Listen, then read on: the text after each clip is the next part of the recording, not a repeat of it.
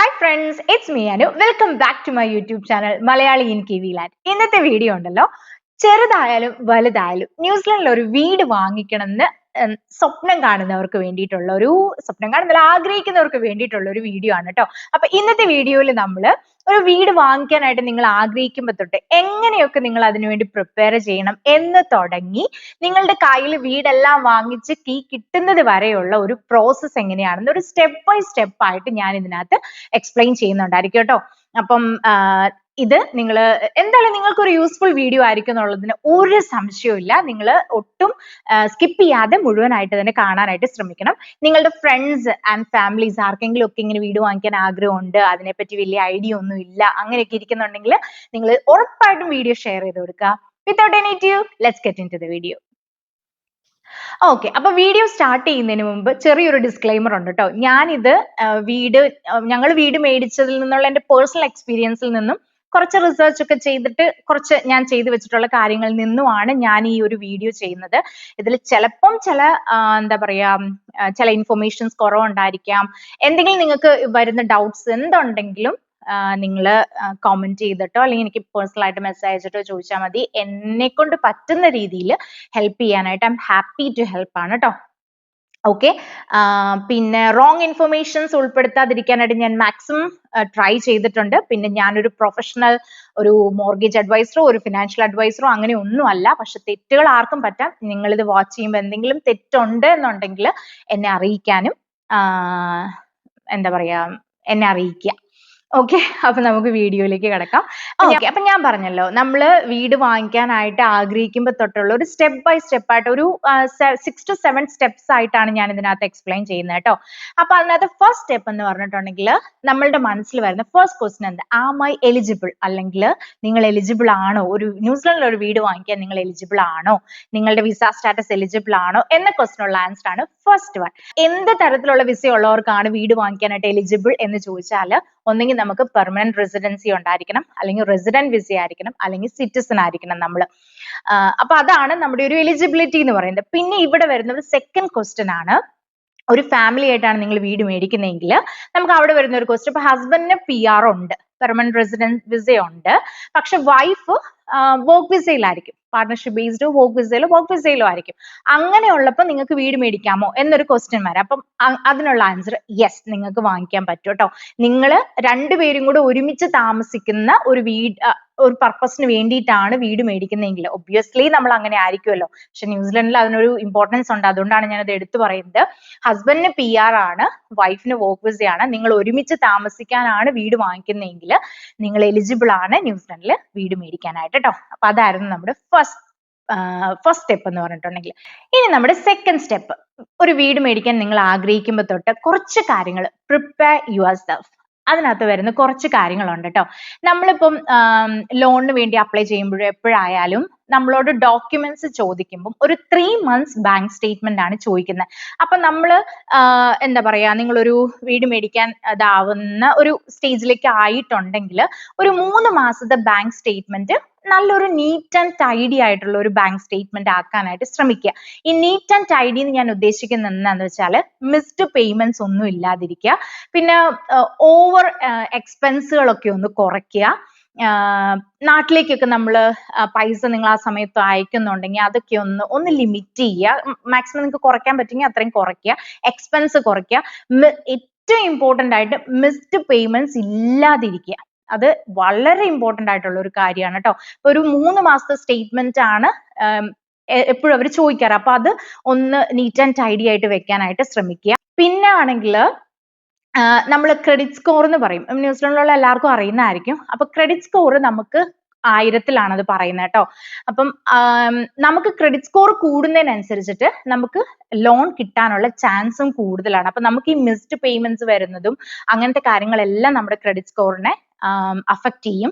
അപ്പൊ credit score നല്ലതായിട്ട് ഇരിക്കുവാണെങ്കിൽ നമുക്ക് ലോൺ കിട്ടാനുള്ള ചാൻസ് ഉണ്ട്.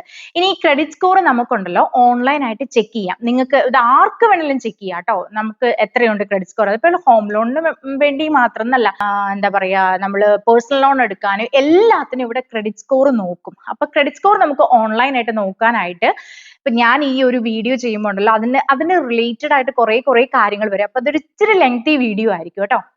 ഓക്കെ, അപ്പൊ നമ്മൾ പറഞ്ഞു വന്നത് ക്രെഡിറ്റ് സ്കോറിനെ കുറിച്ചാണ്. ക്രെഡിറ്റ് സ്കോർ ഓൺലൈൻ ആയിട്ട് നോക്കാനായിട്ട് 2 ടൂളാണ് ഞാൻ യൂഷ്വലി നമ്മൾ പറഞ്ഞു കേൾക്കാറ്. ക്ലിയർ സ്കോർ എന്ന് പറഞ്ഞിട്ടുള്ള ഒരു ടൂളും സെൻട്രിക്സ് എന്ന് പറയുന്ന ഒരു ടൂളും. അത് ഞാനിവിടെ എഴുതി കാണിക്കാം കേട്ടോ. അതിന് എനിക്ക് ഇച്ചിരിയും കൂടെ എൻ്റെ ഒരു മോർഗേജ് അഡ്വൈസറുടെ കയ്യിൽ നിന്നും എനിക്ക് കിട്ടിയ ഒരു ഇൻഫർമേഷൻ വെച്ച് ഇച്ചിരിയും കൂടെ ആക്യുറേറ്റ് ആയിട്ട്, അതായത് ബാങ്ക് നോക്കുമ്പോൾ ഇച്ചിരി കൂടെ ആക്യുറേറ്റ് ആയിട്ട് നോക്കുന്നതിൽ ഇച്ചിരി ആക്യുറേറ്റ് ആയിട്ടുള്ള ഒരു ഇത് കിട്ടുന്നത് സെൻട്രിക്സ് എന്ന് പറഞ്ഞിട്ടുള്ള ഒരു ആ ഒരു ഇത് വെച്ചിട്ട് നോക്കുമ്പോഴാണ്. അത് ഗൂഗിളിൽ സെർച്ച് ചെയ്താൽ നിങ്ങൾക്ക് അറിയാൻ പറ്റും. സെൻട്രിക്സ് ക്രെഡിറ്റ് സ്കോർ ചെക്ക് എന്ന് അടിച്ചു കൊടുത്താൽ നമ്മുടെ പാസ്പോർട്ട് ഡീറ്റെയിൽസോ അല്ലെങ്കിൽ നമ്മുടെ ലൈസൻസിന്റെ ഡീറ്റെയിൽസോ മാത്രം മതി, നമ്മുടെ ഡേറ്റ് ഓഫ് ബർത്ത് വെച്ചിട്ട് മാത്രം നമുക്ക് നമ്മുടെ ക്രെഡിറ്റ് സ്കോർ അറിയാൻ പറ്റും. അപ്പൊ ക്രെഡിറ്റ് സ്കോർ അപ്പൊ അതിനകത്ത് തന്നെ പറയും അവർ പൂർ ആണോ, ഫെയർ ആണോ, എക്സലന്റ് ആണോ എന്നുള്ളത് പറയും. നമുക്ക് ക്രെഡിറ്റ് സ്കോർ കൂടിയിരുന്നാൽ നമ്മുടെ ലോൺ കിട്ടാനുള്ള ചാൻസും കൂടുതലായിരിക്കും. പിന്നെ അടുത്ത ശ്രദ്ധിക്കേണ്ടതെന്ന് വെച്ചാൽ ആ ഒരു നമ്മൾ ചെയ്തുകൊണ്ടിരിക്കുന്ന സ്റ്റേജ് എന്ന് വെച്ചാൽ നമ്മളൊരു വീട് മേടിക്കാനായിട്ട് പ്രിപ്പയർ ചെയ്തുകൊണ്ടിരിക്കുന്ന സ്റ്റേജ് ആണ്. അപ്പോൾ ഒരു നീറ്റ് ആൻഡ് ടൈഡി ആയിട്ടുള്ള ഒരു ബാങ്ക് സ്റ്റേറ്റ്മെന്റ് കിട്ടുന്ന രീതിയിൽ മിസ്ഡ് പേയ്മെന്റ്സ് ഒന്നും ഇല്ലാതെ വെച്ചു. നല്ലൊരു ക്രെഡിറ്റ് സ്കോർ ആണോ നമ്മൾ ചെക്ക് ചെയ്ത് വെച്ചു. പിന്നെ നിങ്ങൾക്ക് ലയബിലിറ്റീസ് ഉണ്ടെങ്കിൽ ക്രെഡിറ്റ് കാർഡോ ജംവിസ അങ്ങനെ എന്തെങ്കിലും രീതിയിലുള്ള ലയബിലിറ്റീസ് ഉണ്ടെങ്കിൽ അതെല്ലാം ഒന്ന് അടച്ച് സെറ്റ് ആക്കാനായിട്ട്, നമുക്ക് വീട് മേടിച്ച് കഴിഞ്ഞിട്ട് എടുക്കാന്നേ, പക്ഷെ ഈ വീട് മേടിക്കാനുള്ള ഒരു പ്രിപ്പറേഷനിൽ ഇതെല്ലാം ഒന്ന് എന്താ പറയാ പേ ഓഫ് ചെയ്യുവാണെങ്കിൽ നല്ലതായിരിക്കും കേട്ടോ. പിന്നെ നിങ്ങൾ മോർഗേജ് ബ്രോക്കർ വഴിയാണ് നിങ്ങൾ ലോൺ അപ്ലൈ ചെയ്യാനായിട്ട് ഉദ്ദേശിക്കുന്നതെങ്കിൽ കുറച്ച് പേരുടെ കയ്യിൽ നിന്നൊക്കെ ഒരു റെഫറൻസ് ഒക്കെ എടുത്തിട്ട് നല്ലൊരു മോർഗേജ് ബ്രോക്കറെ കണ്ടുവെക്കുക. പിന്നെ നമുക്ക് എന്തായാലും ഒരു ലോയറെ വേണം, സോളിസിറ്റർ വേണം. അപ്പം അതും കുറച്ച് നിങ്ങളുടെ ഫ്രണ്ട്സിനോടൊക്കെ ചോദിച്ചിട്ട് നിങ്ങൾക്ക് ഇതായിട്ടുള്ള ഒരു സോളിസിറ്ററോട് ഞങ്ങൾക്ക് വേണ്ടി ആക്ട് ചെയ്യാവോ എന്ന് മെയിൽ അയച്ച് ചോദിച്ചാൽ അവരുടെ ഫീസ് നമുക്ക് ഓക്കെ ആണെങ്കിൽ അതും ഒന്ന് സെറ്റ് ചെയ്ത് വെക്കാം. അപ്പൊ ഞാൻ ഒന്നും കൂടെ ഒന്ന് ബ്രീഫ് ആയിട്ട് പറയാം. നമ്മൾ പ്രിപ്പയർ യുവർ സെൽഫ് എന്ന് പറയുന്ന സ്റ്റെപ്പ് 2 വരുന്നത് ഒരു 3 month ബാങ്ക് സ്റ്റേറ്റ്മെന്റ് ഒരു നീറ്റ് ആൻഡ് ടൈഡി ആയിട്ട് വെക്കുക. അതെങ്ങനെയാണെന്ന് ഞാൻ പറഞ്ഞിട്ടുണ്ട് ഓൾറെഡി. ക്രെഡിറ്റ് സ്കോർ നിങ്ങളൊന്ന് ചെക്ക് ചെയ്ത് വെക്കുക. ലയബിലിറ്റീസ് മാക്സിമം കുറയ്ക്കുക, എക്സ്പെൻസ് കുറയ്ക്കുക. നാട്ടിലേക്ക് പൈസ അയക്കുന്നുണ്ടെങ്കിൽ അതൊക്കെ ആ ഒരു 3 monthലേക്ക് നിങ്ങൾ എങ്ങനെയെങ്കിലും ഒക്കെ ഒന്ന് അഡ്ജസ്റ്റ് ചെയ്ത് വെക്കുക. പിന്നെ നിങ്ങൾ മോർഗേജ് ബ്രോക്കർ വഴിയാണെങ്കിൽ നല്ലൊരു മോർഗേജ് ബ്രോക്കറെ കണ്ടുവെക്കുക. ലോയർ അല്ലെങ്കിൽ സോളിസിറ്റർ ഫീസൊക്കെ നമുക്ക് ഓക്കെ ആയി വരുന്ന നല്ലൊരു സോളിസിറ്ററേയും കണ്ടുവെക്കുക. ഇങ്ങനെ നമ്മൾ വീട് മേടിക്കാനായിട്ട് മാനസികമായിട്ട് പ്രിപ്പയർ ആയി. നെക്സ്റ്റ് സ്റ്റെപ്പ് എന്ന് പറഞ്ഞിട്ടുണ്ടെങ്കിൽ സ്റ്റെപ്പ് 3, പ്ലാൻ യുവർ ബഡ്ജറ്റ്. നമുക്ക് എത്ര രൂപയുടെ വീട് മേടിക്കാം, എത്രയായിരിക്കും നമ്മുടെ ബഡ്ജറ്റ്, നമുക്ക് എത്ര ഡെപ്പോസിറ്റ് ഇടാനുണ്ടായിരിക്കും, ഇതിനെക്കുറിച്ചൊരു ഐഡിയ നമ്മൾ ഉണ്ടാക്കലാണ് നമ്മുടെ സ്റ്റെപ്പ് 3 എന്ന് പറഞ്ഞിട്ടുണ്ടെങ്കിൽ. അതിനകത്ത് നമ്മൾ ഡെപ്പോസിറ്റ് എന്ന് പറയുമ്പോൾ ഉണ്ടല്ലോ, നമ്മൾ എപ്പോഴും കേൾക്കുന്ന വേർഡ്സ് ആണ് 5% ഡെപ്പോസിറ്റ്, 10% ഡെപ്പോസിറ്റ്, 20% ഡെപ്പോസിറ്റ്, എങ്ങനെയുള്ള കാര്യങ്ങളൊക്കെ. എത്ര പെർസെൻറ്റേജ് ഇട്ടാൽ വീട് മേടിക്കാം എന്ന് ചോദിച്ചാൽ 5% തൊട്ട് നമുക്ക് വീട് മേടിക്കാം. അത് കുറെ കാര്യങ്ങൾ ഡിപ്പെൻസ് ആണ് കേട്ടോ. മിനിമം എപ്പോഴും ബാങ്ക് പറയുന്നത് 20% ഡെപ്പോസിറ്റ് ആണ്, പക്ഷെ നമുക്ക് 5% തൊട്ട് മേടിക്കാം. പക്ഷേ ഇൻട്രസ്റ്റ് റേറ്റും അങ്ങനെ വേറെ കുറെ ലെൻഡിങ് ക്രൈറ്റീരിയാസ് ഒക്കെ മീറ്റ് ചെയ്താൽ മാത്രമാണ് 5% ഒക്കെ എനിക്ക് തോന്നുന്നു ന്യൂ ബിൽഡ് ഹൗസിനൊക്കെയാണ് ഇച്ചിരി കിട്ടാനായിട്ട് ചാൻസ് ഉള്ളൂ. കിട്ടില്ല എന്നല്ല, 5% ഇട്ടാൽ നമ്മുടെ ഇൻട്രസ്റ്റ് റേറ്റ് ഒക്കെ അതുപോലെ കൂടുതലായിരിക്കും. അപ്പൊ നമ്മൾ ജനറലി പറയുമ്പോൾ നമുക്ക് 5% തൊട്ട് 20% വരെ ഇട്ടാൽ നമുക്ക് വീട് മേടിക്കാനായിട്ട് പറ്റും. അതാണ് ഡെപ്പോസിറ്റ്. നിങ്ങൾക്ക് തീരുമാനിക്കാം നിങ്ങൾക്ക് എത്ര പെർസെൻറ്റേജ് ഇടണം. നമ്മൾ 20% താഴെ ഇടുന്തോറും നമ്മുടെ ഇൻട്രസ്റ്റ് റേറ്റ് കൂടാനുള്ള ചാൻസ് നല്ല കൂടും. നമ്മളിപ്പം ഈ ഒരു ANZ BNZ അങ്ങനത്തെയുള്ള ബാങ്ക് ഒക്കെ എടുക്കുമ്പോൾ ഉണ്ടല്ലോ, ഹോം ലോൺ റേറ്റ് 4.49 എന്നൊക്കെ കാണുന്നത് ഈ 20% ഈക്വിറ്റി ഇടുന്നവരുടെ ഇതാണ് കേട്ടോ. നമ്മൾ ഇപ്പം 20% ഇടുന്നില്ല, 10% ആണ് നിങ്ങൾ ഇടുന്നതെന്നുണ്ടെങ്കിൽ ഈ 4.49 പ്ലസ് ഒരു ലോ ഈക്വിറ്റി പ്രീമിയം എന്ന് പറഞ്ഞ ഒരു സംഭവം കൂടെ ഇതിനകത്തായിട്ട് ആഡ് ചെയ്തിട്ടാണ് നമുക്കൊരു ഇൻട്രസ്റ്റ് റേറ്റ് തരുന്നത്. നമ്മളിപ്പോ ANZന്റെ പരസ്യം കാണുമ്പോൾ BNZന്റെ പരസ്യം കാണുമ്പോൾ അവർ ആ ഒരു റേറ്റ് അല്ല നമുക്ക് 20% ബിലോ ഇടുമ്പോൾ കിട്ടുന്നത്. അതിനകത്തിട്ട് ലോ ഈക്വിറ്റി പ്രീമിയം ആഡ് ആയി കഴിഞ്ഞിട്ട് ഉള്ള ഒരു ഇൻട്രസ്റ്റ് റേറ്റ് ആയിരിക്കും കിട്ടുന്നത്. ഓക്കെ, അപ്പം 5 ഇട്ടാലും 10 ഇട്ടാലും 20 ഇട്ടാലും നമുക്ക് വീട് കിട്ടും. അത് കുറച്ച് ക്രൈറ്റീരിയാസ് ഉണ്ട്. പ്ലസ് നമ്മുടെ ഇൻട്രസ്റ്റ് റേറ്റും കൂടുതലായിരിക്കും. പിന്നെ ഇനി ഈ ഡെപ്പോസിറ്റിനുള്ള എമൗണ്ട് നമ്മൾ എങ്ങനെയൊക്കെ ആയിരിക്കും സെറ്റ് ചെയ്യുന്നുണ്ടായിരിക്കും. ഓരോരുത്തർക്ക് കേസ് ടു കേസ് ഇത് ഡിഫറെന്റ് ആയിരിക്കും.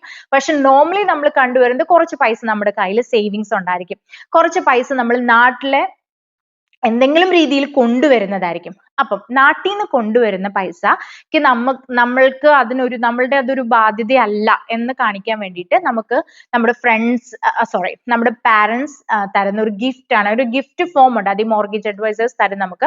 അപ്പൊ ആ ഗിഫ്റ്റ് ആണെന്ന് കാണിക്കാനുള്ള ഒരു പേപ്പർ നമ്മൾ കാണിച്ചാൽ മതി.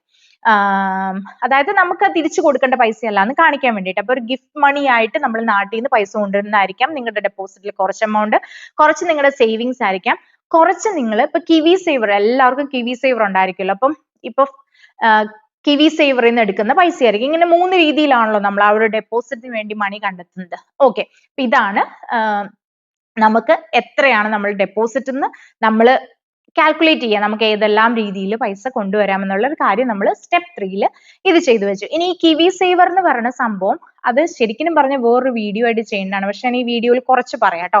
കിവി സേവർ എല്ലാവർക്കും അറിയാം. കിവി സേവർ 3%, 4%, 8% അങ്ങനെ ഇടുന്ന കാര്യമൊക്കെ അറിയാം. നമ്മുടെ കയ്യിൽ നിന്ന് ഡിഡക്ട് ചെയ്ത് പോകുന്ന കാര്യങ്ങളൊക്കെ അറിയാം. അപ്പൊ ഈ കിവി സേവറിൽ നിന്ന് നമുക്ക് ഫസ്റ്റ് ഹോം വിഡ്രോവൽ, ആദ്യത്തെ വീട് മേടിക്കുന്നതിന് വേണ്ടി മാത്രമാണ് നമുക്ക് കിവി സേവറിൽ നിന്ന് പൈസ എടുക്കാൻ പറ്റത്തുള്ളൂ. പക്ഷെ അതിനകത്ത് ചെറിയൊരു കാര്യം കൊണ്ടുണ്ട്. കുറെ പേർക്ക് അറിയായിരിക്കും, അറിയില്ലാത്തവർ കൂടെ ഒന്ന് യൂസ്ഫുൾ ആയിക്കോട്ടെ എന്ന് വിചാരിച്ചിട്ടാണ് കേട്ടോ.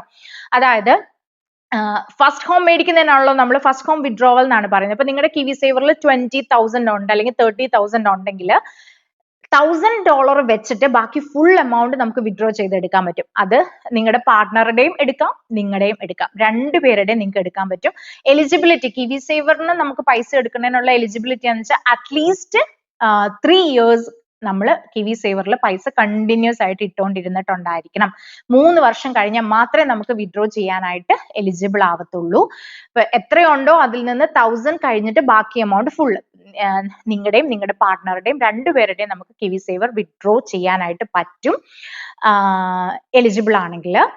പിന്നെ ഇനിയുണ്ടല്ലോ ഒരു സെക്കൻഡ് ചാൻസ് ബയേഴ്സ് എന്ന് പറഞ്ഞിട്ട് ഒരു സംഭവം കൂടെ ഉണ്ട്. അതെന്താന്ന് വെച്ചിട്ടുണ്ടെങ്കിൽ നിങ്ങളിപ്പോ നിങ്ങളൊരു വീട് മേടിച്ചു, നിങ്ങൾ ഫസ്റ്റ് ഹോം ബയേഴ്സ് ആണ്, നിങ്ങളൊരു വീട് മേടിച്ചു, എന്നിട്ട് നിങ്ങൾ ആ വീട് വിറ്റ് കഴിഞ്ഞപ്പോൾ നിങ്ങളിപ്പോ വീടില്ല, നിങ്ങൾ വീടില്ലാത്ത ഒരു സ്റ്റേജിൽ തന്നെയാണല്ലോ.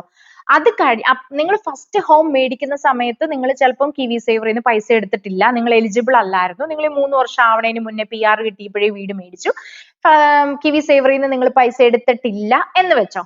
അങ്ങനാണെങ്കിൽ നിങ്ങൾ ആദ്യത്തെ വീട് വിറ്റ് രണ്ടാമത്തെ വീട് മേടിക്കും, മീൻസ് വീണ്ടും ഒരു വീട്, അതും നിങ്ങളുടെ ഫസ്റ്റ് വീടാണ്, കാരണം നിങ്ങൾ ആദ്യത്തെ വീട് വിറ്റല്ലോ.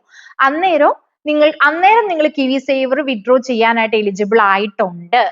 നിങ്ങൾ ആ വീട് വിറ്റിട്ടാണ് രണ്ടാമത്തെ വീട് നിങ്ങൾക്ക് വേണ്ടി താമസിക്കാൻ വേണ്ടിയിട്ട് തന്നെയാണ് ആ വീട് വാങ്ങിക്കുന്നതെങ്കിൽ ഈ സെയിം നിങ്ങൾക്ക് ഫസ്റ്റ് ഹോം വിഡ്രോവൽ എന്ന് പറഞ്ഞിട്ട് തന്നെ നമുക്ക് കിവി സേവർ വിഡ്രോ ചെയ്തെടുക്കാനായിട്ട് പറ്റും. അതിന്റെ ആപ്ലിക്കേഷനും ഈ കൈങ്ങ ഓറ എന്ന് പറഞ്ഞിട്ടുള്ള അതിന്റെ ഒരു അസസ്മെന്റ് ഉണ്ട്. ആ അസസ്മെന്റ് നമ്മൾ ഫിൽ ചെയ്ത് കൊടുത്ത ഒരു 10 daysനുള്ളിൽ നമുക്ക് അതിന്റെ ഒരു അസസ്മെന്റ് കഴിഞ്ഞിട്ട് റിസൾട്ട് വരും. ആ റിസൾട്ടിൽ നിങ്ങൾ എലിജിബിൾ ആണെങ്കിൽ നിങ്ങൾക്ക് വേറെ വീടൊന്നും പാടില്ല കേട്ടോ. ആദ്യത്തെ വീട് നിങ്ങൾ വിറ്റിട്ടും ഉണ്ടായിരിക്കണം, നിങ്ങൾ കിവി സേവറിൽ നിന്ന് പൈസ മുന്നേ എടുത്തിട്ടും ഉണ്ടാവരുത്. അങ്ങനാണെങ്കിൽ നിങ്ങൾ രണ്ടാമത്തെ വീട് മേടിക്കാൻ നിങ്ങൾക്ക് കിവി സേവർ ഉപയോഗിക്കണമെങ്കിൽ ഈ ഫസ്റ്റ് ഹോം നിങ്ങൾ മേടിക്കുന്നത് പോലെ തന്നെ നിങ്ങൾക്ക് ഈ 1,000 ഡിഡക്ട് ചെയ്തിട്ട് ബാക്കി എമൗണ്ട് നിങ്ങൾക്ക് വിഡ്രോ ചെയ്തെടുക്കാനായിട്ട് പറ്റും. അപ്പൊ അതാണ് ഒരു ജനറൽ ആയിട്ട് ഒരു കിവി സേവറിന്റെ കാര്യം ഞാൻ പറയുവാണെങ്കിൽ കേട്ടോ. അപ്പൊ നിങ്ങൾ നിങ്ങളുടെ പ്ലാൻ യുവർ ബഡ്ജറ്റ്, അതിനകത്താണ് ഡെപ്പോസിറ്റ് വരുന്നത്. ഞാൻ പറഞ്ഞതുപോലെ നമ്മൾ കിവി സേവറിൽ നിങ്ങൾ വിഡ്രോ ചെയ്യാനായിട്ട് ആഗ്രഹിക്കുന്നുണ്ടെങ്കിൽ അപ്പൊ അതിനകത്ത് നിങ്ങൾക്ക് ഒരു ഐഡിയ കിട്ടുമല്ലോ. രണ്ടുപേരുടെ ഉണ്ടെങ്കിൽ രണ്ടുപേരുടെ എത്ര കിട്ടും, നിങ്ങൾക്ക് ഒരാളുടെ തന്നെ എടുത്തിട്ടാണെങ്കിൽ എത്ര കിട്ടും, നിങ്ങൾക്ക് എത്ര സേവിങ്സ് ഉണ്ട്, നാട്ടിൽ നിങ്ങൾക്ക് പൈസ വരാനുണ്ടെങ്കിൽ അത്, അപ്പൊ അതെല്ലാം വെച്ച്. പിന്നുണ്ടല്ലോ ഫസ്റ്റ് ഹോം ഗ്രാന്റ് എന്ന് പറഞ്ഞിട്ട് ഗവൺമെന്റിന്റെ കയ്യിൽ നിന്ന് ഒരു ഗ്രാന്റ് ഉണ്ട്. നമുക്ക് എല്ലാവർക്കും അറിയായിരിക്കും, അറിയാത്തവർക്ക് വേണ്ടിയിട്ട് ഞാൻ ചെറുതായിട്ടൊന്ന് പറയാം. ഇതൊക്കെ ഒരു ഇച്ചിരി ഇതായിട്ട് പറയേണ്ടതാണ്, എന്നാലും പറയാം. അത് ഈ ഡെപ്പോസിറ്റ് ആ ഒരു ഇതിലാണല്ലോ ഇതെല്ലാം വരുന്നത്. അപ്പൊ ഫസ്റ്റ് ഹോം ഗ്രാന്റ് എന്ന് പറഞ്ഞിട്ട് ഫസ്റ്റ് ഹോം മേടിക്കുന്നവർക്ക് വേണ്ടിയിട്ടുള്ളതാണ് കേട്ടോ. അപ്പൊ അതിനകത്ത് പക്ഷെ കുറച്ച് എന്താ പറയാ ഒരു ടേംസ് ആൻഡ് കണ്ടീഷൻസ് അല്ലെങ്കിൽ അതിനകത്ത് കുറച്ച് ക്രൈറ്റീരിയാസ് ഉണ്ട്. അതായത് ഒരു ഇൻകം ക്യാപ്സ് ഉണ്ട്, അതുപോലെ തന്നെ ഹൗസ് പ്രൈസ് ക്യാപ്സ് ഉണ്ട്. ഇൻകം ക്യാപ്സ് എന്ന് പറഞ്ഞിട്ടുണ്ടെങ്കിൽ നിങ്ങൾക്ക് ഇപ്പൊ 2 പേര് കൂടിയാണ് മേടിക്കുന്നതെങ്കിൽ നിങ്ങളുടെ 2 പേരുടെയും കൂടി ഇൻകം ഇത്രേന് മുകളിലേക്കാണെങ്കിൽ നമ്മൾ അതിന് എലിജിബിൾ അല്ല. പിന്നെ നിങ്ങൾ മേടിക്കുന്ന വീട് ഹൗസ് പ്രൈസ് ക്യാപ്സ് എന്ന് വെച്ചിട്ടുണ്ടെങ്കിൽ നിങ്ങൾ മേടിക്കുന്ന വീട് ഇപ്പം 800,000 ഡോളറിന്റെ ഉള്ളിൽ നിൽക്കണം. അത് ഡിപ്പെൻസ് ആണ് കേട്ടോ. ഇപ്പൊ ഹാമിൽട്ടണിലെ പോലെ ആയിരിക്കത്തില്ല, ഓക്ലൻഡിലെ പോലെ ആയിരിക്കത്തില്ല south island. House price caps ഓരോ ഇതിനും ഡിഫറെന്റ് ആണ്. പക്ഷെ ഇൻകം ക്യാപ്സ് എനിക്ക് തോന്നുന്നു സെയിം ആയിരിക്കുന്നത്. പക്ഷെ ഇത് അതിനൊരു ക്രൈറ്റീരിയ ഉണ്ട്. അത് ഫസ്റ്റ് ഹോം ഗ്രാന്റ് എന്നാണ് പറയുന്നത്. എലിജിബിൾ ആണെങ്കിൽ നമുക്ക് $10,000 വരെ കിട്ടാനായിട്ട് കിട്ടും കേട്ടോ. അപ്പൊ അതിനകത്ത് ഞാൻ പറഞ്ഞ പോലെ ഇൻകം ക്യാപ്സ് രണ്ടുപേര് കൂടിയാണ് മേടിക്കുന്നത്, രണ്ടുപേരുടെ നോക്കും. ഹൗസ് പ്രൈസ് ക്യാപ്സ് ഓരോ ഹാമിൽട്ടൺ ഓക്ലൻഡ് ഓരോ ഇതിലും ഡിഫറെന്റ് ആണ്. അപ്പൊ ഈ നമ്മുടെ സ്റ്റെപ്പ് 3 നമ്മൾ പറഞ്ഞത് പ്ലാൻ യുവർ ബഡ്ജറ്റ്, ഡെപ്പോസിറ്റ് എത്ര ഉണ്ടാവുമെന്ന് നിങ്ങൾ കാൽക്കുലേറ്റ് ചെയ്യുവാണ്. അപ്പൊ ഒന്നെങ്കിൽ നമുക്ക് നാട്ടിൽ നിന്ന് വരുന്ന മണി, അത് ഗിഫ്റ്റ് മണി ആയിട്ട് ആയിരിക്കണം കൊണ്ടുവരുന്നത്. സേവിങ്സ് എത്രയാണെന്ന് വെച്ചാൽ അത്, പിന്നെ കിവി സേവർ നിങ്ങൾ വിഡ്രോ ചെയ്യാനായിട്ട് എലിജിബിൾ ആണ്, അതിന് പ്ലാൻ ചെയ്യുന്നുണ്ടെങ്കിൽ അത്, ഫസ്റ്റ് ഹോം ഗ്രാന്റിന് നിങ്ങൾ എലിജിബിൾ ആണ്, അപ്പൊ അതിൽ നിന്ന് എത്ര കിട്ടും എന്നുള്ളത് അത്, ഇതെല്ലാം ഒരു അസസ്മെന്റ് വഴി നമുക്ക് കിട്ടും, നമുക്ക് അത് എലിജിബിൾ ആണോ നമുക്ക് കിട്ടുമോ എന്നുള്ളത് കേട്ടോ. ഓക്കെ, സ്റ്റെപ്പ് 4ലേക്ക് പോവാം. ഓക്കെ, നമ്മുടെ സ്റ്റെപ്പ് 4 എന്ന് പറഞ്ഞിട്ടുണ്ടെങ്കിൽ ഗെറ്റ് എ പ്രീ അപ്രൂവൽ. അതാണ് നമ്മുടെ സ്റ്റെപ്പ് 4. അതായത് നിങ്ങൾക്ക് നിങ്ങളുടെ ഡെപ്പോസിറ്റും നിങ്ങളുടെ ഇൻകം, അങ്ങനത്തെ നിങ്ങളുടെ ലയബിലിറ്റീസ്, നിങ്ങളുടെ ഫിനാൻഷ്യൽ കണ്ടീഷൻ വെച്ചിട്ട് നിങ്ങൾക്ക് എത്ര ബഡ്ജറ്റിന്റെ വരെ വീട് വാങ്ങിക്കാം എന്ന് നമ്മൾ ഒരു ബാങ്കിൽ നിന്ന് പ്രീ അപ്രൂവൽ എടുക്കണം. ഇനി ഈ പ്രീ അപ്രൂവൽ രണ്ട് രീതിയിൽ നമുക്ക് എടുക്കാം. എയ്തർ നിങ്ങൾക്ക് ഡയറക്റ്റ് ബാങ്കിൽ പോയി സംസാരിച്ച് നിങ്ങളുടെ ഡോക്യുമെന്റ്സ് ഡയറക്റ്റ് സബ്മിറ്റ് ചെയ്തിട്ട് എടുക്കാം. രണ്ടാമത് ത്രൂ എ മോർഗേജ് ബ്രോക്കർ നിങ്ങൾക്ക് പോകാം. ഞാൻ എപ്പോഴും സജസ്റ്റ് ചെയ്യുന്നത് ഒരു മോർഗേജ് ബ്രോക്കർ വഴി ഈ ഒരു പ്രീ അപ്രൂവൽ എടുക്കാൻ വേണ്ടിയിട്ടാണ് കേട്ടോ. അതിന്റെ ബെനിഫിറ്റ്സ് കുറയാണ്. നമ്മൾ തന്നെ പോകുമ്പോൾ നമ്മൾ ഒരു ബാങ്കിൽ പോയി 2 ബാങ്കിൽ പോയി അങ്ങനെയല്ല, നമ്മളൊരു മോർഗേജ് ബ്രോക്കർ വഴി പോകുമ്പോൾ അവർ ഈ ഒരു ഇതിലൊന്ന് സ്പെഷ്യലൈസ് ചെയ്തിട്ടുള്ളവരാണ്. അപ്പൊ അവരുടെ കുറച്ച് ഡോക്യുമെന്റ്സ്, നമ്മുടെ കുറച്ച് ഡോക്യുമെന്റ്സ് വേണം, നമ്മുടെ ബാങ്ക് സ്റ്റേറ്റ്മെന്റും നമ്മുടെ ഇൻകം ഡീറ്റെയിൽസും നമ്മുടെ സാലറി സ്ലിപ്പ്, അങ്ങനത്തെ കുറെ കാര്യങ്ങളെല്ലാം നമ്മൾ അവർക്ക് കൊടുത്തു കഴിയുമ്പോൾ അവരിതെല്ലാം വെച്ചിട്ട് അവരുടെ കയ്യിലുള്ള കുറെ ബാങ്കുകളിൽ അവർ ഇത് കൊടുക്കുവാണ്. എന്നിട്ട് അതിൽ നിന്ന് ഏറ്റവും ബെസ്റ്റ് ആയിട്ട്, ഏറ്റവും കൂടുതൽ, ഏറ്റവും നല്ല ഒരു ഇൻട്രസ്റ്റിൽ ഏറ്റവും ബെസ്റ്റ് ആയിട്ട് തരുന്ന കുറെ ബാങ്കുമായിട്ട് അവർക്ക് തന്നെ അത് ചെയ്തിട്ട് നമുക്ക് അവർ തന്നെ അതെല്ലാം ചെയ്തിട്ട് നമുക്ക് തരും. അപ്പം പിന്നെ എനിക്ക് മനസ്സിലായിടത്തോളം ഉണ്ടല്ലോ, എൻ്റെ ഒരു പേഴ്സണൽ എക്സ്പീരിയൻസിൽ ഞാൻ പറയാം, അവർക്ക് കുറെ കണക്ഷൻസ് ഉണ്ടായിരിക്കും. അപ്പൊ ഈ കണക്ഷൻസ് വെച്ചും നമുക്ക് ഇതെല്ലാം എന്താ പറയാ, നമുക്ക് ലോൺ കിട്ടുന്നതിനോടും എല്ലാം റിലേറ്റഡ് ആണ് കേട്ടോ. നമ്മളൊരു മോർഗേജ് ബ്രോക്കർ വഴി പോവുകയാണെങ്കിൽ അവർക്ക് കുറെ കണക്ഷൻസ് ഉണ്ട്, അതിൻ്റെതായ ഒരു ബെനിഫിറ്റ് ഉണ്ട്. എനിക്ക് മനസ്സിലായിടത്തോളം അങ്ങനെയാണ് കേട്ടോ. അപ്പൊ ഒരു മോർഗേജ് അഡ്വൈസർ വഴി നിങ്ങൾ പോകാനാണ് ഞാൻ സജസ്റ്റ് ചെയ്യത്തുള്ളൂ. പിന്നെ എന്താ പറയാ, ഈ വീഡിയോ കാണുന്ന ആർക്കെങ്കിലും ഞങ്ങൾ ചൂസ് ചെയ്ത മോർഗേജ് അഡ്വൈസർ എനിക്ക് പേഴ്സണലി എന്താ പറയാ ഒത്തിരി നല്ലതായിട്ട് തോന്നിയതാണ്. അങ്ങനെ ഒരു സജഷൻ വേണമെന്നുണ്ടെങ്കിൽ എനിക്ക് പേഴ്സണലി നിങ്ങൾ മെസ്സേജ് അയച്ചാൽ മതി കേട്ടോ. ഓക്കെ, അപ്പൊ ഒരു മോർഗേജ് അഡ്വൈസർ അല്ലെങ്കിൽ ഒരു മോർഗേജ് ബ്രോക്കറുടെ അടുത്ത് നിങ്ങളുടെ ഡോക്യുമെന്റ്സ് എല്ലാം കൊടുത്തിട്ട് നിങ്ങൾക്ക് എത്ര രൂപയുടെ വീട് മേടിക്കാന്ന് അവരൊരു ഏകദേശം ഒരു ഐഡിയ തരും. ഇനി ആ ഒരു സമയത്ത് നിങ്ങളുടെ ഈ ഒരു ബാങ്ക് സ്റ്റേറ്റ്മെന്റ് അങ്ങനെ എന്തെങ്കിലും ഒരു രീതിയിൽ ഒരു കറക്ഷനോ കാര്യങ്ങളോ അല്ലെങ്കിൽ നിങ്ങൾ അതൊന്ന് അടയ്ക്കുവാണെങ്കിൽ ഇച്ചിരി കൂടെ നല്ലതായിരിക്കും. അങ്ങനത്തെ ഒരു അഡ്വൈസും ആ സമയത്ത് നമുക്ക് അവർ തരും. ഓക്കെ, അപ്പൊ നമ്മുടെ സ്റ്റെപ്പ് 4 നമ്മളൊരു മോർഗേജ് ബ്രോക്കർ ഓർ നിങ്ങളുടെ ചോയ്സ് ആണ് കേട്ടോ, ഞാൻ പറയുന്നേ ഉള്ളൂ. നിങ്ങൾ തന്നെ പോയിട്ട് ഒരു പ്രീ അപ്രൂവൽ നിങ്ങൾ എടുത്തു, അപ്പൊ ഇത്ര ബഡ്ജറ്റിന്റെ വീടാണ് നിങ്ങൾക്ക് മേടിക്കാം എന്നുള്ള ഒരു ഐഡിയയും കൂടെ കിട്ടി. പിന്നെ ഒരു കാര്യം എനിക്ക് തോന്നിയിട്ടുള്ളതെന്ന് വെച്ചിട്ടുണ്ടെങ്കിൽ, ഇപ്പൊ നിങ്ങൾക്ക് പ്രീ അപ്രൂവൽ കിട്ടിയത് ഒരു $600,000 അല്ലെങ്കിൽ $700,000 ഒരു വീടാണ്, വീട് മേടിക്കാനുള്ള ഒരു എലിജിബിലിറ്റി പോലുള്ള ഒരു പ്രീ അപ്രൂവൽ ആണ് കിട്ടിയെങ്കിൽ നിങ്ങൾ ആ 600 അല്ലെങ്കിൽ 700 തന്നെ നിൽക്കണ്ട കേട്ടോ. അങ്ങോട്ട് ഇച്ചിരി ഇങ്ങോട്ട് മുന്നോട്ട് മാറിയെന്ന് കരുതിയും കുഴപ്പമൊന്നുമില്ല കേട്ടോ. നമ്മുടെ ഒരു മോർഗേജ് ബ്രോക്കറുടെ കഴിവ് പോലെ ഇരിക്കും എന്താ പറയാ നമുക്കത് മേടിച്ചു തരിക എന്നുള്ളത്. ഞങ്ങളുടെ ഒരു പേഴ്സണൽ എക്സ്പീരിയൻസിൽ നിന്ന് ഞങ്ങളുടെ പ്രീ അപ്രൂവൽ കഴിഞ്ഞ് മുന്നോട്ട് ഞങ്ങൾ ചെയ്തിട്ടും ഞങ്ങളുടെ മോർഗേജ് ബ്രോക്കറുടെ ഒരു എനിക്കറിയത്തില്ല, ഞങ്ങൾക്ക് അത് മേടിച്ച് കിട്ടാനായിട്ട് പറ്റിയിട്ടുണ്ട്. അതുകൊണ്ട് നിങ്ങൾ ആ ഒരു സ്പെസിഫിക് എമൗണ്ടിൽ സ്റ്റിക്ക് ചെയ്യണമെന്ന് നിർബന്ധമൊന്നുമില്ല കേട്ടോ. ഒരു ഇച്ചിരി അങ്ങോട്ടും ഇങ്ങോട്ടും മാറിയെന്ന് എഴുതി കുഴപ്പമൊന്നുമില്ല. ഓക്കെ, അപ്പൊ നമ്മൾക്ക് പ്രീ അപ്രൂവൽ നമ്മുടെ കയ്യിലിരിക്കുവാണ്. നമ്മൾ ഇങ്ങനെ എടുത്ത പ്രീ അപ്രൂവലിന് വാലിഡിറ്റി 2 to 3 months ആയിരിക്കും കേട്ടോ. ഓക്കെ, സ്റ്റെപ്പ് 5 ഇതാണ് നമ്മുടെ മോസ്റ്റ് എക്സൈറ്റിംഗ് സ്റ്റേജ് എന്ന് പറഞ്ഞിട്ടുണ്ടെങ്കിൽ house hunting stage. Okay, house hunting സ്റ്റേജിൽ നിങ്ങൾ വീടുകൾ നോക്കുക എന്നുള്ളതാണല്ലോ ഹൗസ് ഹണ്ടിങ് സ്റ്റേജിൽ വരുന്നത്.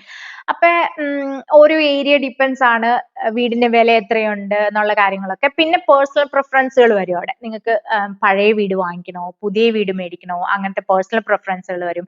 ഞാൻ പറയുവാണെങ്കിൽ ഉണ്ടല്ലോ, കുറേ വീടുകൾ നിങ്ങൾ പോയി കാണണം. ഓപ്പൺ ഹോംസ് വെക്കും, മിക്കവാറും സാറ്റർഡേ സൺഡേസ് കുറേ ഓപ്പൺ ഹോംസ് ഉണ്ടായിരിക്കും. നിങ്ങൾ 1-2 വീട് കണ്ടിട്ട് ഒന്നും വീട് വാങ്ങിക്കരുത് കേട്ടോ. കുറേ വീടുകൾ കണ്ടാലാണ് നിങ്ങൾക്ക് ഒരു നമ്മൾ താമസിക്കുന്ന ഏരിയയിലെ വീടിനെ കുറിച്ചിട്ടുള്ള ഒരു ഐഡിയ കിട്ടത്തുള്ളൂ. അതുകൊണ്ട് നിങ്ങൾ കുറേ വീടുകൾ നിങ്ങൾ ഓപ്പൺ ഹോം ഉള്ള നിങ്ങൾക്ക് പറ്റുന്നിടത്തോളം വീടുകൾ നിങ്ങൾ പോയി ആദ്യം കാണണം. പിന്നെ വീട് സെർച്ച് ചെയ്യാൻ കുറേ സൈറ്റുകളുണ്ട്. ട്രേഡ് മീ പ്രോപ്പർട്ടി, അതാണ് മെയിൻ ആയിട്ട് എല്ലാവരും നോക്കുന്നത്. ട്രേഡ് മീ പ്രോപ്പർട്ടി, realestate.co.nz നോക്കും, പിന്നെ QE ഹോംസിൽ നോക്കും. അങ്ങനെ കുറേ സൈറ്റുകളുണ്ട്. സൈറ്റുകളൊക്കെ നിങ്ങൾക്ക് അത്യാവശ്യമൊക്കെ അറിയായിരിക്കും. പിന്നെ പ്രൈവറ്റ് ആയിട്ട് പ്രൈവറ്റ് ആയിട്ട് സെയിലിനിടുന്ന വീടുകൾ homesell.co.nz എന്ന് പറഞ്ഞിട്ടുള്ള ഇതിലാണ് വരുന്നത് കേട്ടോ. അത് പ്രൈവറ്റ് സെയിൽ ആയിരിക്കും. ആ ഹോംസെല്ലിനകത്ത് പ്രൈവറ്റ് സെയിൽ മാത്രമേ വരത്തുള്ളൂ.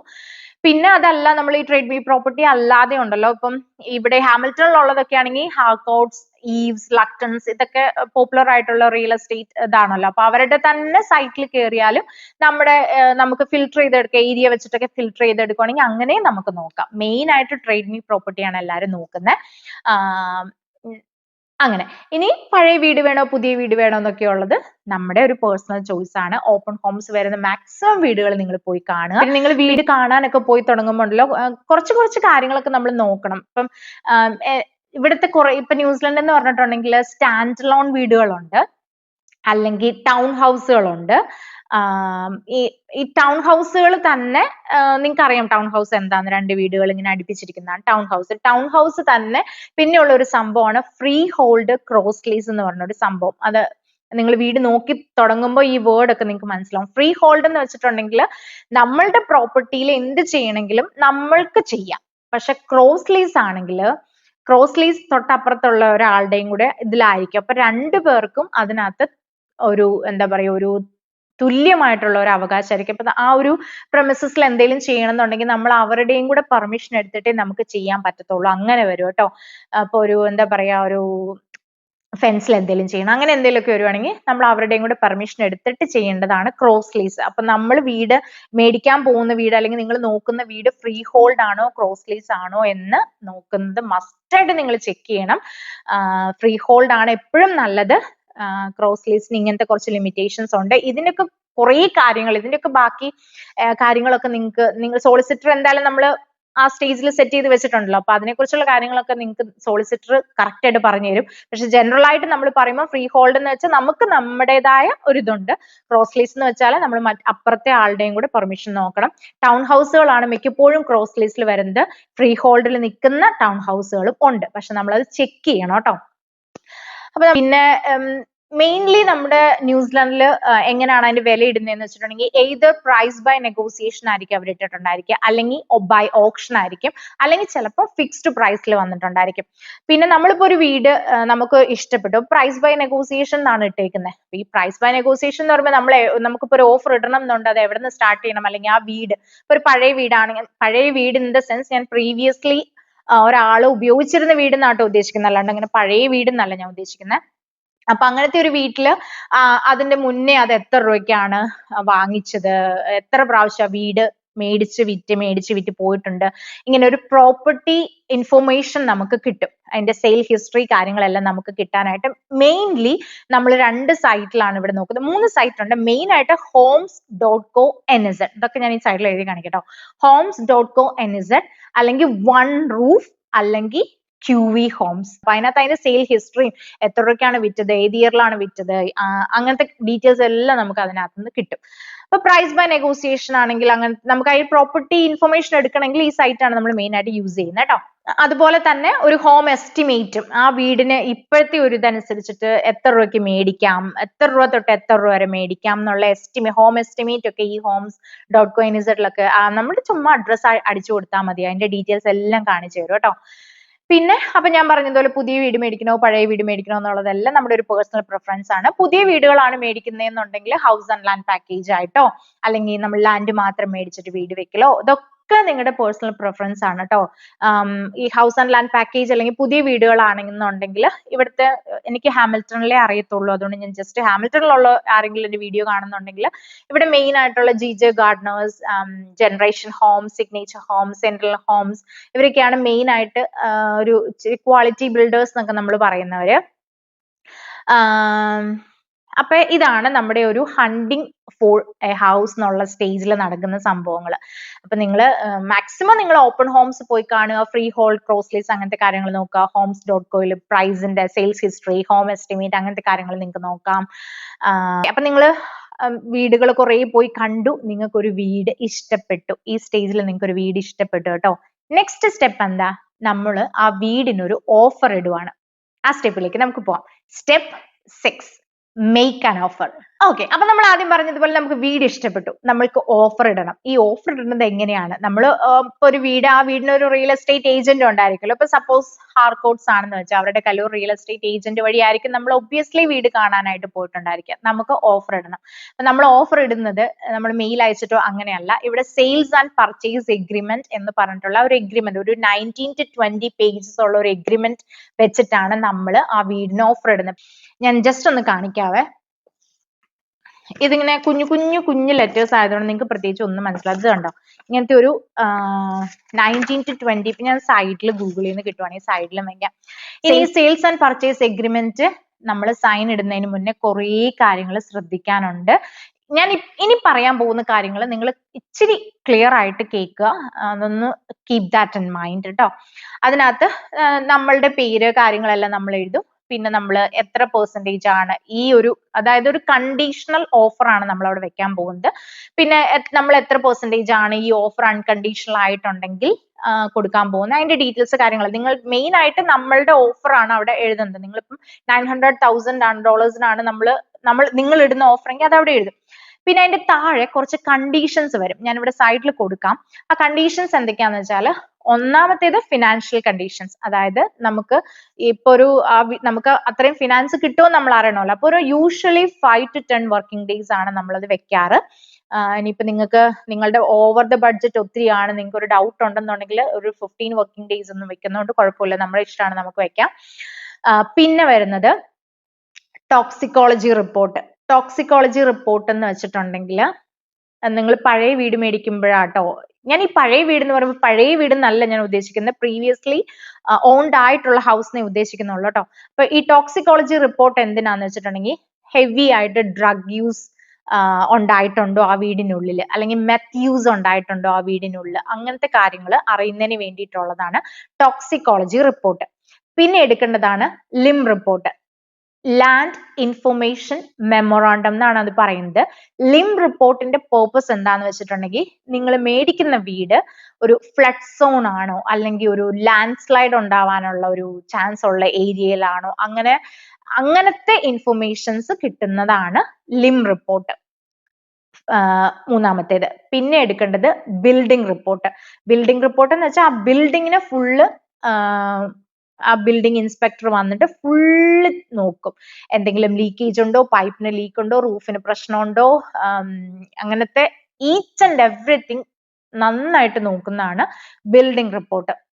പിന്നെ ഉള്ളതാണ് OIA consent, yes or no എന്നുള്ള ക്വസ്റ്റ്യൻ വരുന്നത്. OIA എന്ന് വെച്ചിട്ടുണ്ടെങ്കിൽ ഓവർസീസ് ഇൻവെസ്റ്റ്മെന്റ് ആക്ട് കൺസെന്റ്. അത് നമ്മൾ പെർമനന്റ് റെസിഡന്റ് ആയിട്ട് നമുക്ക് താമസിക്കാനുള്ള വീട് മേടിക്കുന്നത്, അതുകൊണ്ട് PR വെച്ചിട്ട് നമ്മൾ വീട് മേടിക്കുന്നതുകൊണ്ട് അതിന്റെ ആവശ്യം നമുക്കില്ല. പക്ഷെ ഈ 4 കാര്യങ്ങൾ മസ്റ്റ് ആയിട്ട് നമ്മൾ ശ്രദ്ധിക്കേണ്ടതാണ്. ഓക്കെ, അത് നമ്മൾ പ്രീവിയസ്ലി ഓൺഡ് ഹൗസോ ന്യൂ ബിൽഡ് ഹൗസ് ആണോ എന്ന് ഡിപ്പെൻഡ് ചെയ്തിരിക്കും. ഒന്നാമത്തേത് ഒന്നുകൂടെ ഞാൻ പറയാം, ഫിനാൻഷ്യൽ കണ്ടീഷൻ, അത് നമുക്കൊരു 5 to 10 വർക്കിംഗ് ഡേയ്സിൽ വെക്കാം. ഫിനാൻഷ്യൽ കണ്ടീഷൻ അത് നേരെ പോകുന്നത് നമ്മുടെ മോർഗേജ് ബ്രോക്കറുടെ അടുത്തിട്ടാണ്, അത് അവരുടെ കയ്യിലുള്ള കാര്യമാണ്, അല്ലെങ്കിൽ നിങ്ങൾ തന്നെ ചെയ്യുന്നതാണ് അങ്ങനെ ചെയ്യുന്ന കാര്യം.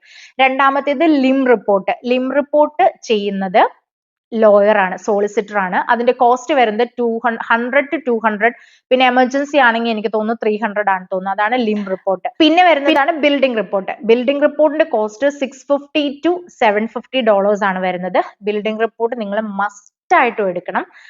പിന്നെ വരുന്നത് ടോക്സിക്കോളജി റിപ്പോർട്ട്. അത് പുതിയ വീടുകളാണെങ്കിൽ ടോക്സിക്കോളജി റിപ്പോർട്ടിന്റെ ആവശ്യമില്ല, പക്ഷെ പഴയ വീടുകളാണെങ്കിൽ to be on safe side നിങ്ങളൊന്ന് ടോക്സിക്കോളജി റിപ്പോർട്ട് എടുക്കുന്നത് നല്ലതായിരിക്കും. പിന്നെ OA ഞാൻ പറഞ്ഞല്ലോ, അതിന്റെ ആവശ്യം വരാറില്ല. പിന്നെ ടൈറ്റിൽ എല്ലാ വീടിനും ടൈറ്റിൽ ഉണ്ട്. ഈ ടൈറ്റിലാണ് നമുക്ക് അറിയാൻ പറ്റുന്നത് ഇത് ഫ്രീ ഹോൾഡ് ആണോ ക്രോസ് ലീസ് ആണോ എന്നുള്ള കാര്യമൊക്കെ. അപ്പൊ നിങ്ങൾ ഒരു വീട് കണ്ട് ഇഷ്ടപ്പെടുവാണെങ്കിൽ നിങ്ങൾ അതിന്റെ ഡീറ്റെയിൽസ് നിങ്ങളുടെ സോളിസിറ്ററുമായിട്ട് ചെക്ക് ചെയ്യുക. സോളിസിറ്റർ ഇതിന്റെ ടൈറ്റിൽ നോക്കിയിട്ട് കറക്റ്റ് ആയിട്ട് നിങ്ങൾക്ക് പറഞ്ഞു തരും ഫ്രീ ഹോൾഡ് ആണോ ക്രോസ് ലീസ് ആണോ. ഇനി ക്രോസ് ലീസിൽ തന്നെ ഫ്രീ ഹോൾഡ് അങ്ങനെ കുറച്ച് എന്താ പറയാ കുറച്ച് ഇതൊക്കെ ഉള്ളതൊക്കെ ഉണ്ട്. അപ്പൊ ആ വീടിന്റെ അഡ്രസ് വെച്ചിട്ട് നിങ്ങളുടെ സോളിസിറ്ററിന് അത് കറക്റ്റ് ആയിട്ട് നിങ്ങൾക്ക് പറഞ്ഞു തരാനായിട്ട് പറ്റും കേട്ടോ. അപ്പൊ ഈ 4 കാര്യങ്ങൾ മസ്റ്റ് ആയിട്ടും നിങ്ങൾ sales and purchase agreement sign ചെയ്യുന്നതിന് മുന്നേ നിങ്ങൾ ശ്രദ്ധിക്കണം. ഇനി 5ാമത്തെ വെരി ഇമ്പോർട്ടന്റ് ആയിട്ടുള്ള ഒരു കാര്യം എനിക്ക് പേഴ്സണലി തോന്നിയിട്ടുള്ളത്, ഇതിനകത്ത് അധികം ആരും അത്ര ശ്രദ്ധിക്കത്തില്ല. ഇതിനകത്ത് ഈ ഒരു ഫസ്റ്റ് പേജിലല്ല, കുറച്ചങ്ങ് വേറൊരു പേജിലായിട്ട് സോളിസിറ്റർ ക്ലോസ് എന്ന് പറഞ്ഞിട്ടുണ്ട് ഒരു സംഭവം ഉണ്ട്. അത് യൂഷ്വലി ഒരു 3 to 5 വർക്കിംഗ് ഡേയ്സ് ആണ് സോളിസിറ്റർ ക്ലോസ് നിങ്ങൾ വെക്കണം. കാരണം അതെന്താന്ന് വെച്ചിട്ടുണ്ടെങ്കിൽ അപ്പം നമ്മളിപ്പം ഈ ഓഫർ ഇടുന്നത് വരെയും ഇതിനകത്ത് സോളിസിറ്റർക്ക് നമ്മൾ സോളിസിറ്ററിനോട് ചോദിച്ചിട്ടല്ല ഇതിൽ ഓഫർ ഇടുന്നത്. നിങ്ങൾ ഒരു ഓഫർ ഇട്ട് കഴിഞ്ഞ് ഇത് കൊടുത്തു കഴിഞ്ഞിട്ട് സോളിസിറ്ററിന് ഇത് കണ്ടു കഴിഞ്ഞ് അല്ലെങ്കിൽ ഈ വീടിന്റെ അഡ്രസ് എടുത്തു അല്ലെങ്കിൽ അതിന്റെ സംഭവമൊക്കെ കണ്ടു കഴിഞ്ഞിട്ട് ലോയർക്ക് തോന്നുവാണ് ഇതിൽ എന്തെങ്കിലും ഒരു ഇതുണ്ട് എന്ന് തോന്നുവാണെന്നുണ്ടെങ്കിൽ ആ എഗ്രിമെന്റ്, ഈ സെയിൽസ് ആൻഡ് പർച്ചേസ് എഗ്രിമെന്റ് നിങ്ങൾ സൈൻ ചെയ്ത എഗ്രിമെന്റ് ക്യാൻസൽ ചെയ്യാനുള്ള ഒരു റൈറ്റ് സോളിസിറ്റർക്കുണ്ട്. അപ്പൊ അതൊരു 3 to 5 ഒരു അപ്രൂവൽ, നമുക്ക് സോളിസിറ്റർ അപ്രൂവലിന് വേണ്ടിയിട്ടുള്ള ഒരു ക്ലോസ് ഉണ്ട്.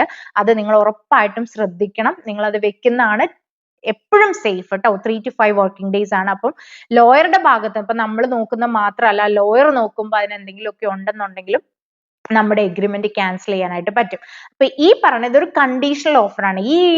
നമ്മൾ ഈ പറഞ്ഞ ഈ 5 എണ്ണത്തിലും ഏതെങ്കിലും ഫെയിൽ ആയാലും നമ്മുടെ സെയിൽസ് ആൻഡ് പർച്ചേസ് എഗ്രിമെന്റ് അവിടെ ഫെയിൽ ആവുകയാണ് ചെയ്യുന്നത് കേട്ടോ. ഓക്കെ, അപ്പൊ അതാണ് നമ്മുടെ സെയിൽസ് ആൻഡ് പർച്ചേസ് എഗ്രിമെന്റ്. നമ്മൾ ഓഫർ ഇട്ടിട്ട് നമ്മൾ ഈ സംഭവങ്ങളെല്ലാം ചെയ്യുവാണ്. എങ്ങനെയൊക്കെയാ ചെയ്യുന്നതെന്ന് ഞാൻ ഓൾറെഡി പറഞ്ഞു തന്നു. ലിം റിപ്പോർട്ട് എടുക്കുന്നത്, ബിൽഡിംഗ് റിപ്പോർട്ട് എടുക്കുന്നത്, ഫിനാൻഷ്യൽ കണ്ടീഷൻസ് മീറ്റ് ചെയ്യും നമ്മൾ മോർഗേജ് ബ്രോക്കർക്ക് കൊടുത്തു. പിന്നെ നമ്മുടെ സോളിസിറ്ററിന് നമ്മൾ സെയിൽസ് ആൻഡ് പർച്ചേസ് എഗ്രിമെന്റ് അയച്ചു കൊടുത്തു. ആ ടൈറ്റിൽ, ലിം റിപ്പോർട്ട് കാര്യങ്ങളെല്ലാം സോളിസിറ്റർ നോക്കുന്നുണ്ട്. മോർഗേജ് ബ്രോക്കർ ഫിനാൻസിന്റെ കാര്യങ്ങളെല്ലാം നോക്കുന്നുണ്ട്. ഈ കണ്ടീഷൻസ് എല്ലാം നമ്മൾ മീറ്റ് ചെയ്തു. ഇനിയാണ് നമ്മുടെ സ്റ്റെപ്പ് 7, നമ്മുടെ ഫൈനൽ സ്റ്റേജ്. ഇതിനകത്ത് നമ്മുടെ കണ്ടീഷൻസ് എല്ലാം നമ്മൾ മീറ്റ് ചെയ്തു. നമ്മളിങ്ങനെ വെയിറ്റ് ചെയ്തിരിക്കുവാണ് നമ്മുടെ കണ്ടീഷൻസ് ഒക്കെ മീറ്റ് ചെയ്യോ, ബിൽഡിംഗ് റിപ്പോർട്ടിൽ പ്രശ്നമുണ്ടോ, സോളിസിറ്റർ ടൈറ്റിൽ നോക്കിയിട്ട് പ്രശ്നമുണ്ടോ, ലിം റിപ്പോർട്ടിൽ പ്രശ്നമുണ്ടോ, നമുക്ക് ആ വീട് വേണം, നമ്മൾ പ്രാർത്ഥിച്ചിരിക്കുന്ന ഒരു സമയമുണ്ടല്ലോ, നമ്മൾ അത്രയും ആഗ്രഹിച്ച് പ്രാർത്ഥിച്ചിരിക്കുന്ന ഒരു സമയത്ത് ഈ കണ്ടീഷൻസ് എല്ലാം മീറ്റ് ചെയ്തു എന്ന് പറഞ്ഞിട്ട് നമുക്ക് അൺകണ്ടീഷണൽ ആയിട്ട് പോവാണ്. അപ്പൊ ഫിനാൻസ് മീറ്റ് ചെയ്തു, എല്ലാം കഴിഞ്ഞ് നമ്മൾ നമ്മുടെ റിയൽ എസ്റ്റേറ്റ് ഏജന്റിനോട് പറയുകയാണ് ഞങ്ങൾ ഈ കണ്ടീഷൻസ് എല്ലാം മീറ്റ് ചെയ്തു എന്ന് പറഞ്ഞിട്ട് നമ്മുടെ സോളിസിറ്റർ, ഈ റിയൽ എസ്റ്റേറ്റിന്റെ ഇപ്പോൾ ഹാർഡ് ആണെങ്കിൽ അവർക്കൊരു സോളിസിറ്റർ ഉണ്ടല്ലോ, അവരുടെ സോളിസിറ്റർക്ക് നമ്മുടെ സോളിസിറ്റർ മെയിൽ അയക്കും, ഇങ്ങനെ കണ്ടീഷൻസ് എല്ലാം മീറ്റ് ചെയ്തു, ഈ ഒരു sales and purchase agreement can go unconditional എന്ന് പറഞ്ഞിട്ട് മെയിൽ അയക്കും. അപ്പൊ നമുക്ക് അപ്പോഴേക്കും നമുക്ക് ബാങ്കിൽ നിന്ന് നമ്മുടെ അപ്രൂവൽ ലെറ്റർ കിട്ടിയിട്ടുണ്ടായിരിക്കും. അതിനകത്ത് നമുക്ക് നിങ്ങളുടെ ഇൻട്രസ്റ്റ് റേറ്റ് ഇത്രയാണ്, ഇത്ര വർഷത്തേട്ട് ഫിക്സ് ചെയ്യുവാണെങ്കിൽ ഇതാണ് ഇൻട്രസ്റ്റ് റേറ്റ്, ഇത്ര നാളത്തേട്ട് ഫിക്സ് ചെയ്താൽ ഇതാണ് ഇൻട്രസ്റ്റ് റേറ്റ്, അങ്ങനത്തെ ഡീറ്റെയിൽസ് എല്ലാം പറഞ്ഞ് നമുക്ക് ബാങ്കിൽ നിന്നുള്ള ഡോക്യുമെന്റ്സും കിട്ടിയിട്ടുണ്ടായിരിക്കും. അപ്പൊ ഈ നമുക്ക് കിട്ടിയ ഡോക്യുമെന്റ്സും നമ്മുടെ ബിൽഡിംഗ് റിപ്പോർട്ടിന്റെ ഡോക്യുമെന്റ്സും ഇതെല്ലാം നമ്മൾ സോളിസിറ്റർക്കാണ് അയച്ചു കൊടുക്കേണ്ടത് കേട്ടോ.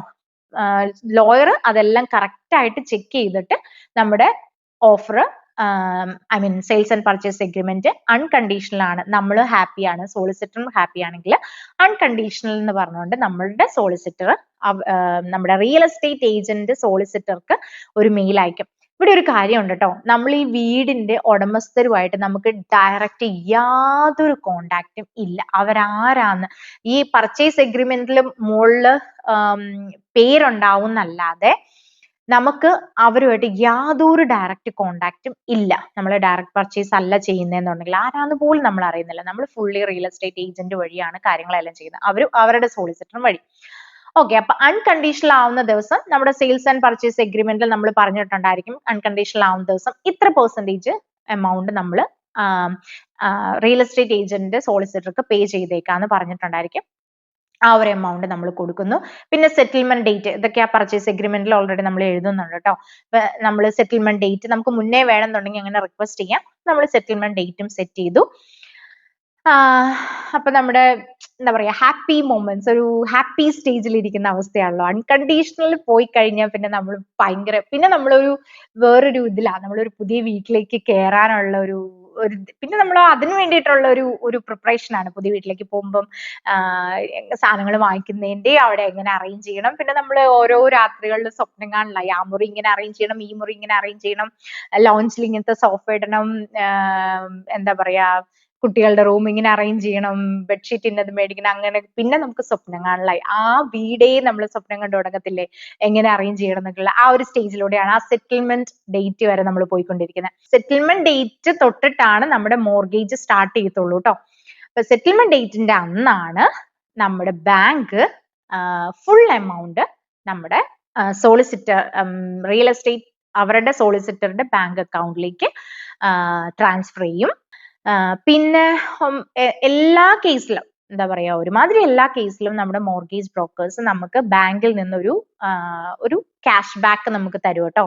ഒരു ക്യാഷ് ബാക്ക് എന്താ പറയാ, മിനിമം ഒരു 5,000 ഡിപ്പെൻസ് ആണ്, എന്നാലും ഞാൻ പറയുവാണ് ഒരു 3,000 to 5,000 കിട്ടാറുണ്ട്. അപ്പൊ നമുക്ക് ഈ വരുന്ന ബാക്കി ഒരു എക്സ്പെൻസ് ഉണ്ടല്ലോ, അതായത് ലിം റിപ്പോർട്ട്, ബിൽഡിംഗ് റിപ്പോർട്ട്, ലോയറുടെ ഫീസ്, ടോക്സിക്കോളജി റിപ്പോർട്ട്, അങ്ങനത്തെ ഒക്കെ എടുക്കാനുള്ള ഒരു ഫീസിനുള്ള പൈസ എപ്പോഴും ഈ മോർഗേജ് ബ്രോക്കേഴ്സ് നമുക്ക് ക്യാഷ് ബാക്ക് ആയിട്ട് ബാങ്കിൽ നിന്ന് മേടിച്ചു തരാറുണ്ട്.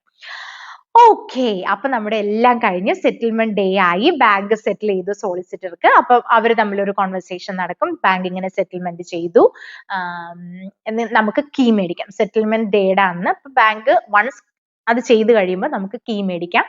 അപ്പൊ നമ്മൾ പോയി കീ മേടിക്കുന്നു. അങ്ങനെ നിങ്ങൾക്ക് നിങ്ങളുടെ വീട് നിങ്ങളുടെ കയ്യിലേക്ക് സ്വന്തം. ഓക്കെ, അപ്പൊ നിങ്ങൾ പ്രിപ്പയർ ചെയ്യുന്നത് തൊട്ട്, നിങ്ങൾ വീട് മേടിക്കാൻ, കുഞ്ഞിതായാലും വലിയ വീടായാലും എന്തോ ആയിക്കോട്ടെ, അത് മേടിക്കാനായിട്ട് മനസ്സിലൊരു ആഗ്രഹം വെക്കുന്നത് തൊട്ട് നിങ്ങളുടെ കയ്യിലേക്ക് കീ കിട്ടുന്നത് വരെയുള്ള ഒരു പ്രോസസ്സ് സ്റ്റെപ്പ് ബൈ സ്റ്റെപ്പ് ആയിട്ട് എനിക്ക് പറ്റുന്നത് പോലെ എക്സ്പ്ലെയിൻ ചെയ്യാനായിട്ട് ഞാൻ ട്രൈ ചെയ്തിട്ടുണ്ട്.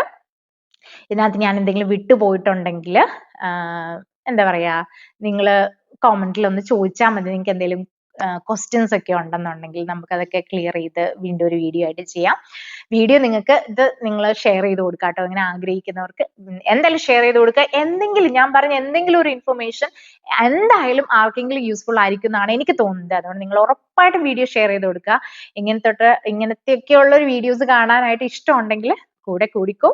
സബ്സ്ക്രൈബ് ചെയ്യുക. Malayali in kiwi land. പുതിയൊരു ടോപ്പിക്കുമായിട്ട് നമുക്ക് വീണ്ടും കാണാം. Thank you so much. Have a great day. By.